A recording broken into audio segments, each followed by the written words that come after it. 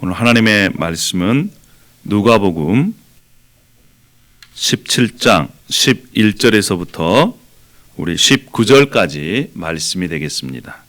제가 봉독하겠습니다.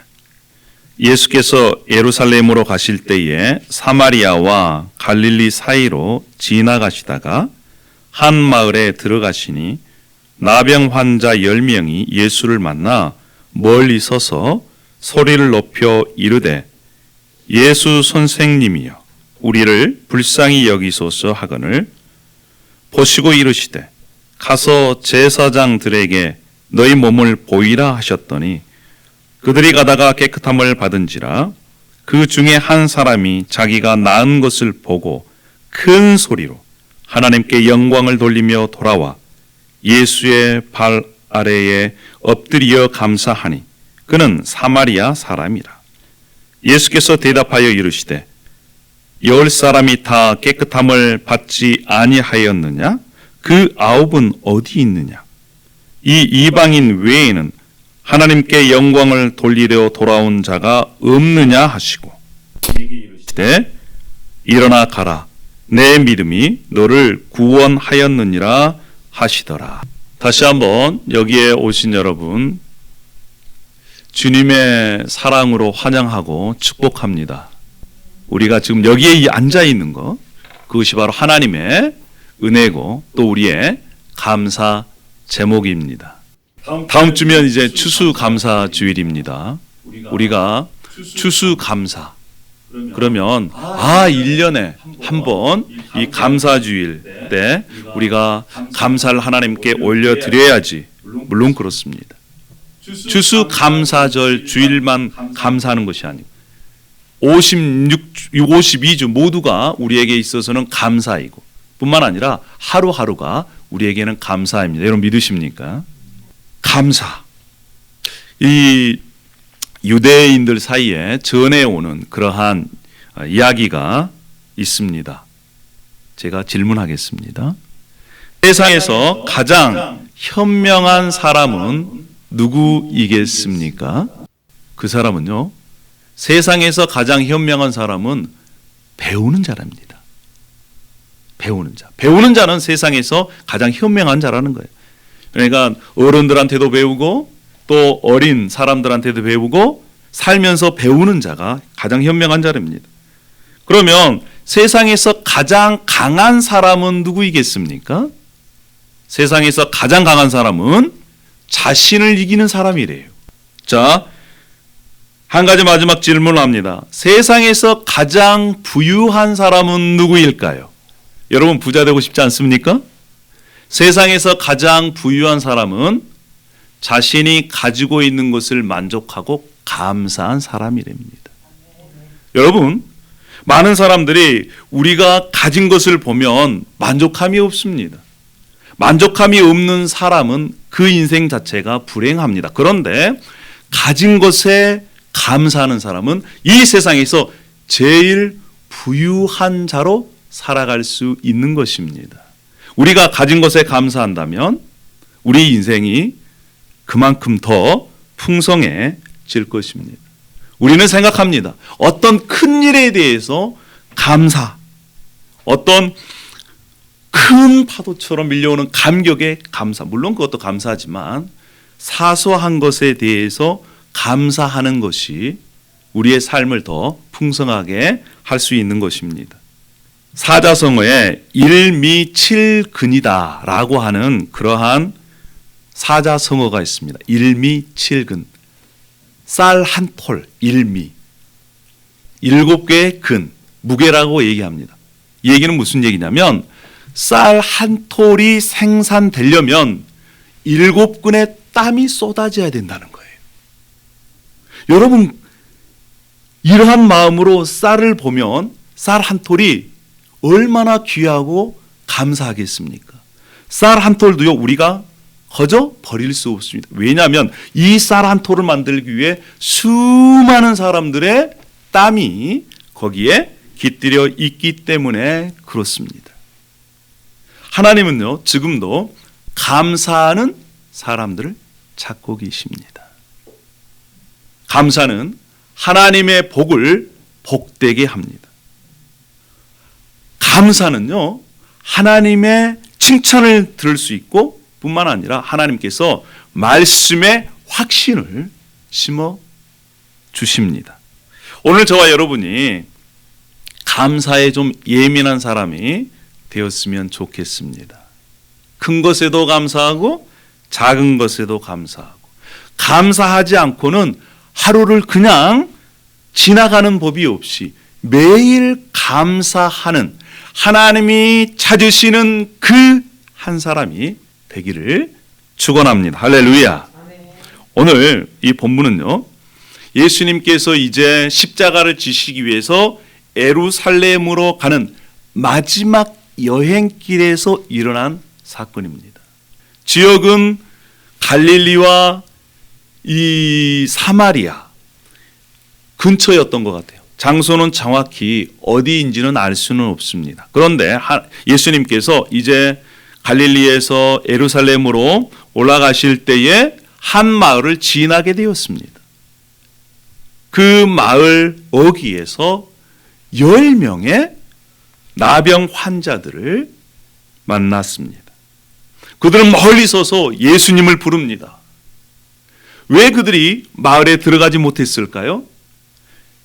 그때 당시에 나병 환자들은 하나님께서 저주의 심판을 내리셨기 때문에 같은 마을에서 가족과 함께 살 수가 없었습니다. 그들은 마을에서 떨어져서 그들끼리 이렇게 삶을 살았습니다. 하나님의 백성에서 배제되었어요. 뿐만 아니라 그때 당시에 유대교 선생님들은 뭐라고 얘기했냐면, 나병 환자를 고치는 것은 사람이 죽었다가 다시 살아나는 것과 같은 어려운 일이다 라고 얘기를 했어요. 나병이 걸리면 사람들이 이 옷을 찢고 머리를 헤쳐풀고 입술을 가리고 나는 부정하다 이렇게 자신의 부정을 공표해야만 했고, 뿐만 아니라 병이 나을 때까지는 격리된 그러한 삶을 살았습니다. 그런데 이 10명은요, 격리하고 있어야 되는데 격리를 뚫고 예수님이 지나가신다는 소식을 듣고 나온 거예요. 예수님께서 자신들을 불쌍히 여겨주셔서 자신들을 고쳐주실 것에 대한 그 기대를 안고 이 10명의 나병 환자들이 예수님 앞에 나왔습니다. 그리고 멀리서 소리칩니다. 여러분 생각해 보십시오. 나병 환자, 하나님께로부터 저주를 받아서 심판을 받았고 가족과 살 수도 없고 소외되고 또 핍박받고 버림받은, 누구도 도와주지 못하는 그러한 상황에서 이제 예수님이라는 분이 지나가신다는 소식을 듣고 예수님 앞에 나오게 된 것입니다. 왜요? 그들도 소문을 들었거든요. 예수님께서 나병 환자도 고쳐주셨다. 아니, 예수님께서 죽은 사람도 살리셨다. 중풍병자도 고치셨다. 이러한 소문을 들었어요. 이제 희망을 건 겁니다. 이 희망을 놓치면 안 돼. 이 기회를 놓치면 안 돼.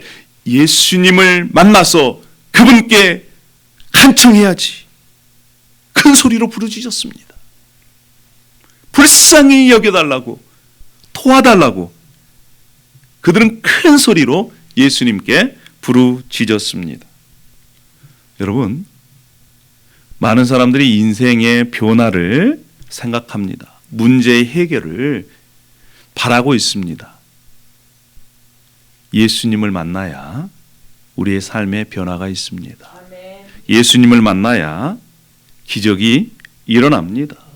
예수님을 만나서 불쌍히 여겨달라고 간청했을 때 예수님께서는 그 10명의 나병 환자의 간청을 외면하지 않으셨습니다. 예수님께서 그 큰 소리로 외쳐 부르짖는 그들의 소리를 들으시고 뭐라고 말씀하셨을까요? 제사장에게 가서 내 몸을 보이라, 이렇게 말씀을 하셨습니다. 여러분, 율법에 의하면요, 나병 환자의 판결도 제사장이 하고 또 완치되었으면 제사장에게 보이고 제사장이 판결을 완치됐다 그러면 이제 정상적인 삶을 살아가는 갈 수가 있던 것입니다. 여러분, 근데 이상하지 않아요? 그들이 멀리 서서 큰 소리로 예수님께 부르짖었습니다. 불쌍히 여겨달라고 부르짖었습니다. 그런데 예수님께서 바로 그 자리에서 그들을 고쳐주시지 않으셨어요. 뭐라고 말씀하셨습니까?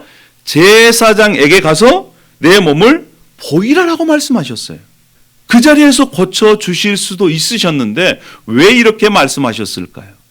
예수님께서는 그들에게 예수님의 말씀을 듣고 그 말씀을 따라 순종하기를 원하셨습니다. 그래서 그들은 자신의 나병을 짊어지고 예수님의 말씀을 따라 발길을 옮겼을 때 걸어가는 도중에 그들이 나음을 얻게 되는 것입니다. 여러분, 말씀에 대한 순종은 우리 삶 가운데 기적을 가져옵니다. 여러분 믿으십니까? 구약에요, 나아만 장군이라고 있었습니다. 그가 높은 지위에 있었고 부자였습니다. 그런데 그는 나병이 걸렸어요. 치료할 방법이 없었습니다. 그런데 포로로 잡혀온 여종의 얘기를 듣고 그가 이제 북이스라엘의 엘리샤라고 하는 선지자에게 갑니다. 선지자를 만났습니다. 선지자가 뭐라고 그래요? 치료해 주지 않고 요단강가에 가서 7번 몸을 씻으라는 거예요. 그때 처음에는 그가 열받았지만 그 말씀에 순종했습니다. 그랬더니 7번 물에 들어갔다 나오는 순간 몸이 깨끗하게 된 것입니다. 여러분, 저는 이 말씀을 들으면서 상상해 봤습니다. 만약에 10명의 이 나병 환자가 예수님의 말씀을 듣지 않고 그냥 아니 고쳐주시려면 지금 고쳐주시지 어떻게 고쳐주시도 않고 가라고 하시나요? 그러면서 순종하지 않았다면 어떻게 됐을까요? 아마 그들은 이 예수님의 치유의 기적을 경험하지 못했을 것입니다. 예수님을 만나 자신의 질병에서 고침받기를 큰 소리로 요청하고 제사장에게 몸을 보이라. 이 말씀에 순종해서 발길을 옮겼을 때 그들이 고침을 받았습니다. 깨끗함을 받았습니다. 10명 전부가 다 기적을 경험했습니다. 얼마나 기뻤을까요? 얼마나 행복했을까요? 그들이 날뛰었을 것입니다. 여러분, 누가 고쳐주셨습니까? 예수님께서 고쳐주셨습니다. 예수님을 만나면 인생이 변화된다니까요? 예수님을 만나면 우리의 문제가 해결된다니까요?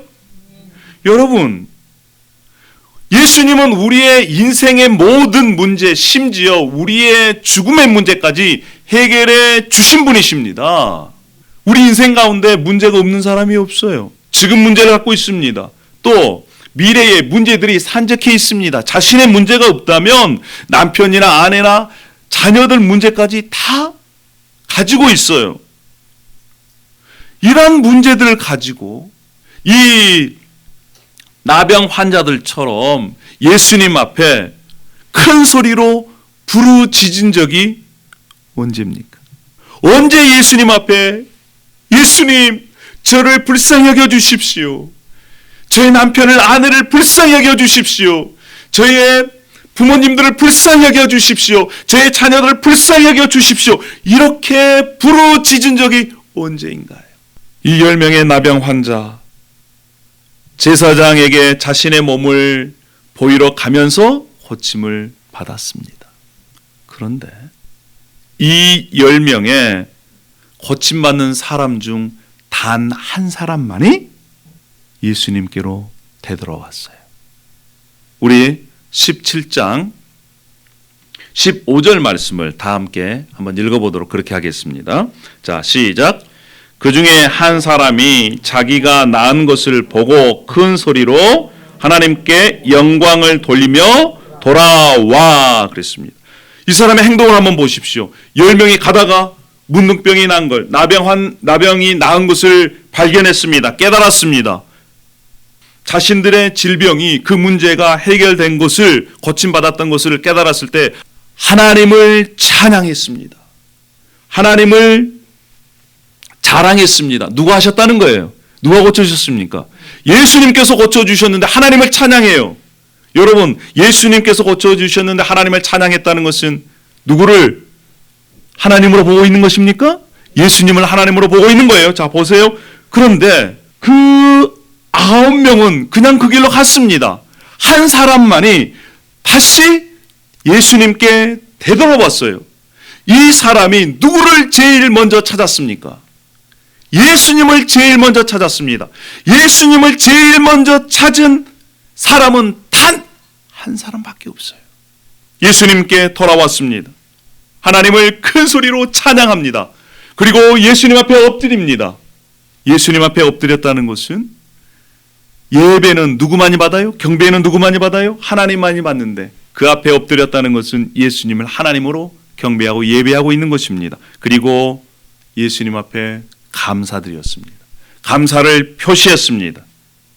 여러분, 그런데 성경에는 그 사람이 누구냐? 16절에 이렇게 말씀합니다. 예수의 발 아래에 엎드려 감사하니 그는 사마리아 사람이었다.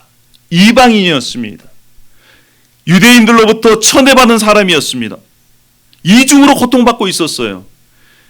나병 때문에 고통받고 있고 그의 출신 성분 때문에 고통받고 있었습니다. 아예 사람 취급을 받지 못하는, 거기에다가 하나님의 저주를 받아 나병까지 얻은 그가 나머지 9명은 아마 유대인이었을 겁니다. 그들은 하나님의 백성이라고 얘기했고 하나님께 선택받은 민족이라고 말은 하지만 자신을 고쳐준 그 하나님이신 예수님께 돌아오지 아니하고 그 길로 갔습니다. 그런데 이 한 사람만이 다시 돌아와 예수님 앞에 무릎을 꿇고 찬양했습니다. 감사했습니다. 이 모습을 보고 본 예수님께서 주위에 있는 제자들이 듣도록 질문을 하십니다.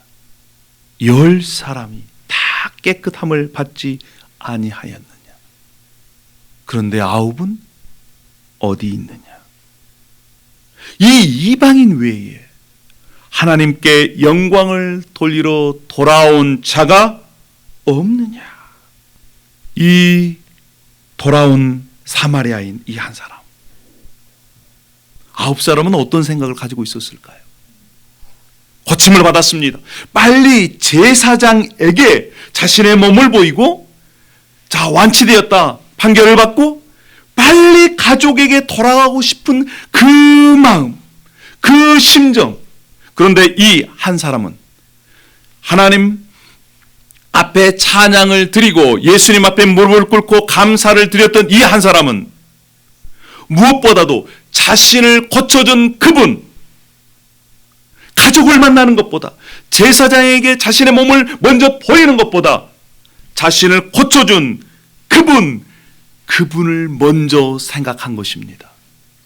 나머지 9은요, 고쳐준 그것에 자신의 정신이 팔렸어요. 빨리 가서 내 삶을 다시 회복해야 되겠다. 자신의 유익과 자신의 장래만을 생각하게 된 것입니다. 예수님께서 자신들을 고쳐주셨다는 것은 그다지 이제 중요하지 않아요. 고침 받았기 때문에 이 고침 어떻게 이것을 누릴까? 그것을 먼저 생각을 하게 된 것입니다. 하나님께서 하나님의 은혜로 그들을 고쳐주셨습니다. 여러분, 우리가 이 땅에 살 때 많은 경우 하나님의 은혜로 받은 그것 때문에 오히려 넘어지는 그러한 사람들을 종종 보게 됩니다. 저는 이 말씀을 준비하면서 한 사람을 생각했습니다. 제가 청년 때 만난 그 분은 몸이 약해졌습니다. 왜 약해졌냐면 술을 많이 먹었어요. 몸이 약해지니까 직장도 제대로 잡을 수가 없었습니다. 희한하게 술만 먹으면 주사가 심해요. 그래서 몸이 약해지고 생활이 점점점 어려워지고 이분이 교회에 나와서 하나님 앞에 열심으로 기도했습니다. 하나님, 제 몸만 고쳐주면 제가 열심히 살겠습니다. 열심히 살겠습니다. 계속 예배 때마다 빠지지 않았어요. 하나님의 은혜로 이 병이 나았습니다. 고침을 받았어요.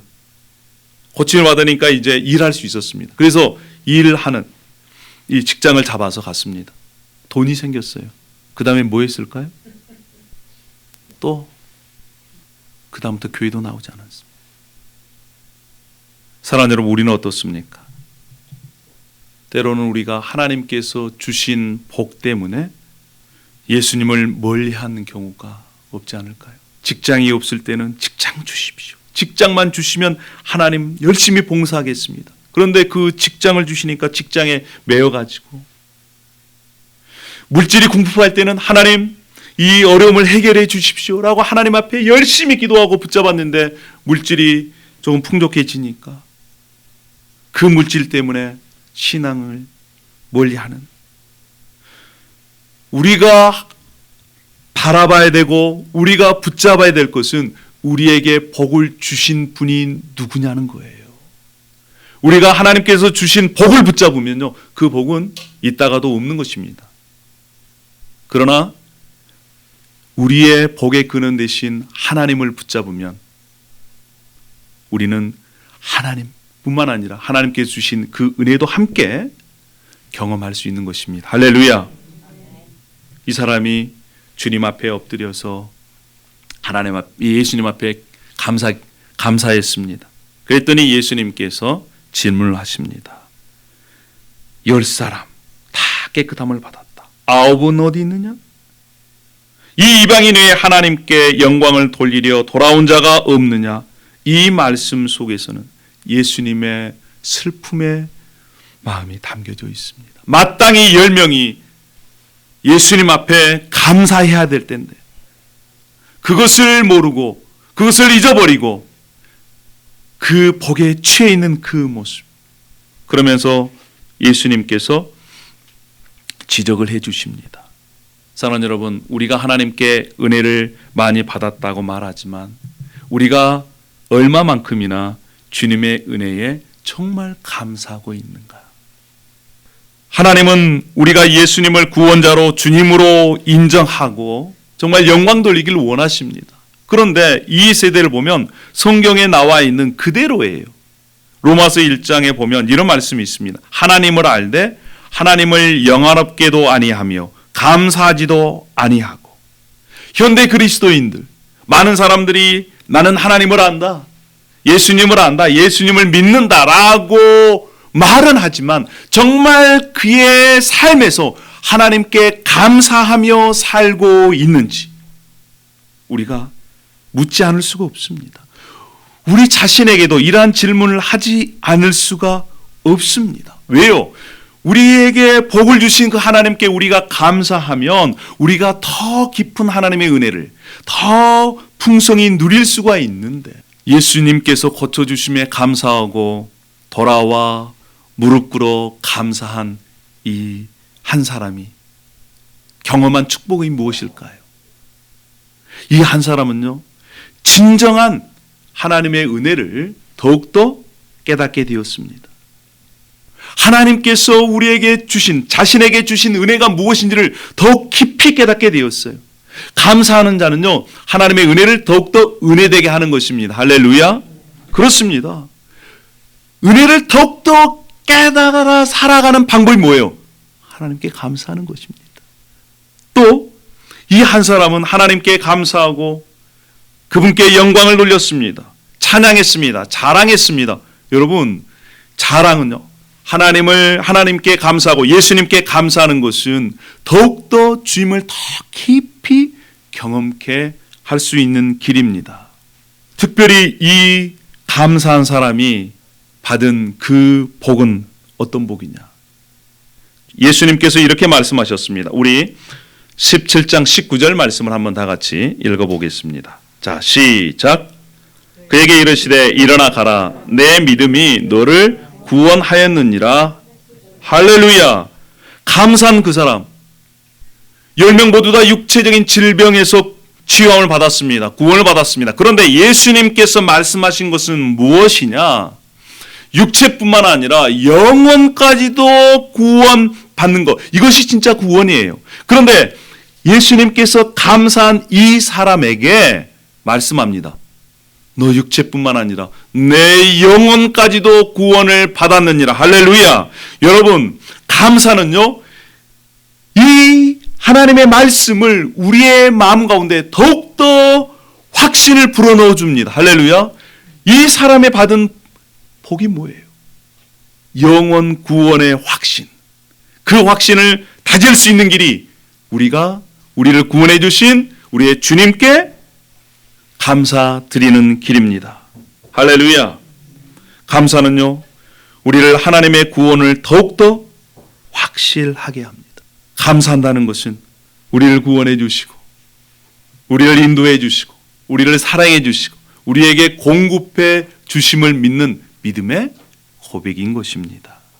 그런데 감사가 없다는 것은 나는 아직 예수님을 더 신뢰하지 않습니다. 이러한 믿음 없음의 표시가 바로 감사하지 않는 거예요. 우리가 주님 앞에 감사했을 때 하나님의 은혜를 더욱더 깊이 누릴 수 있고, 하나님을 더욱더 깊이 만날 수 있고, 뿐만 아니라 이 말씀이 우리의 마음 가운데 더욱더 확신을 주는 그러한 축복이 있습니다. 사랑하는 여러분, 지금도 주님은요, 주님 앞에 감사하는 한 사람을 찾고 계십니다.